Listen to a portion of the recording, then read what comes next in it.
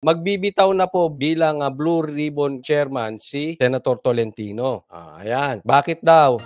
Pagtupad sa kasunduan. Ito ang dahilan kaya't bibitawan na ni Senator Francis Tolentino ang pamumuno sa Blue Ribbon Committee at pagiging miyembro ng Commission on Appointments. Ayon sa senador, batay sa agreement, hanggang sa katapusan na lang siya ng taon magsisilbi sa dalawang komite. Ito umano ay nabuo noong pinag-uusapan pa lamang kung sino ang mga mamumuno sa Senate committees pagpasok ng bagong administrasyon. Ibibigay niya ang kanyang formal resignation sa plenary sa pagbabalik ng sesyon sa January 22. Hanggat wala pang kahalili, nandun pa ako in transition and I will endeavor to have a seamless transition and to assist whoever will be the replacements for both seats.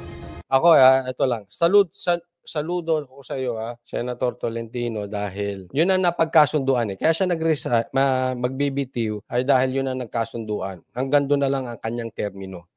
Yaan po ay gawain ng isang gentleman. Nai-imagine ko tuloy kung iba yan, kapit ko.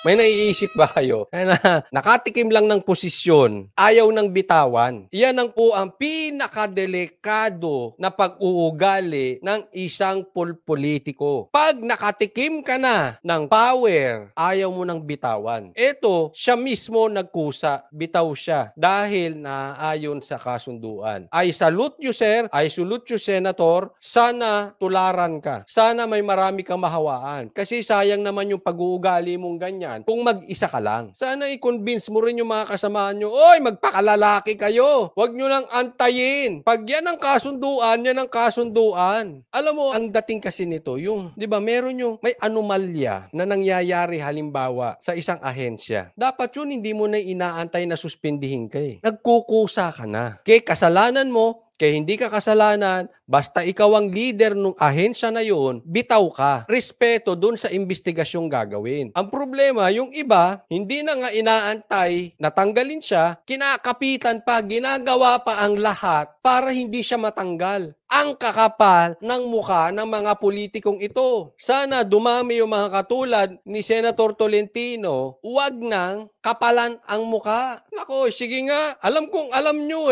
Sino-sino yung mga nakatikim ng power. Ayaw nang bumaba. Ramdam nyo naman siguro Yung galawan, kapal mooks. Yung galawan, hindi na bibitawan ng kapangyarihan.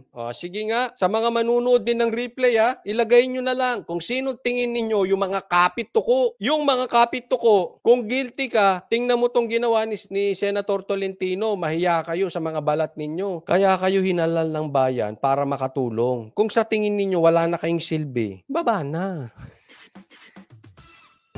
Assist whoever will be the replacements for both seats. Tiniyak naman ni Senator Tolentino na hindi dito nagtatapos ang kanyang trabaho. Marami siyang panukalang batas na planong ihain upang mas mapabuti at mapalakas pa. May binanggit na si Pinoy News Files. Galit na galit din si Albert. PI, baliktad na ang Congress ngayon. Mas pabor pa sa mga pinaghihinalaan ng mga NPA. Kaya nga isipin mo, pumabor ka kay Franz at kay Manuel compared kay PRRD na ang daming nagawa sa bayan natin. Baliktad na talaga ang mundo. Ang kapangyarihan ng komite na dumidinig sa mga napapaulat na katiwalian sa Parang pare-parehas yung nakikita kong pangalan Pare-parehas. 3 po yun nakikita ko madalas na pangalan. Sa replay yung mga manonood, comment nyo rin. Mahalaan. I hope to file within the day or tomorrow at the latest an amendment to the Senate rules concerning investigations.